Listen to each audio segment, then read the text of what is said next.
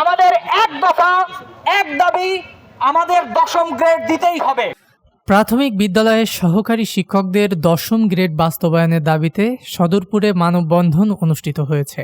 বৃহস্পতিবার বিকালে প্রাথমিক সহকারী শিক্ষক বৃন্দের ব্যানারে উপজেলা পরিষদ চত্বরে এ কর্মসূচি পালিত হয়।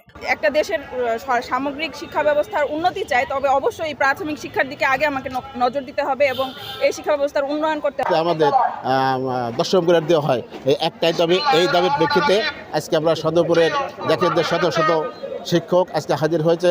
উপজেলার বিভিন্ন সরকারি প্রাথমিক বিদ্যালয়ের শিক্ষকরা মানববন্ধনে অংশগ্রহণ করেন এবং উপজেলা নির্বাহী কর্মকর্তা বরাবর স্মারকলিপি প্রদান করেন।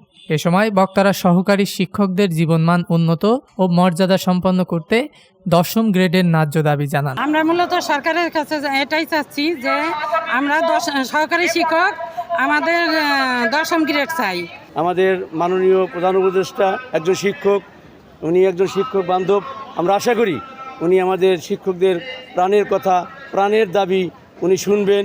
এছাড়া হাওলাদারডাঙ্গি সরকারি প্রাথমিক বিদ্যালয়ের সহকারী শিক্ষক এনইউ প্রিন্সের সঞ্চালনায় বক্তব্য রাখেন শিক্ষক ফজলুল হক, তোফাজ্জল হোসেন, ফাইজুর রহমান, মিজানুর রহমান, আবুল হোসেন, শহীদুল ইসলাম, মাহবুব হোসেন, বশির কায়সার, রফিকুল ইসলাম, আজাহার হোসেন, আহসান হাবিব প্রমুখ। ডেস্ক নিউজ, দৈনিক রানার।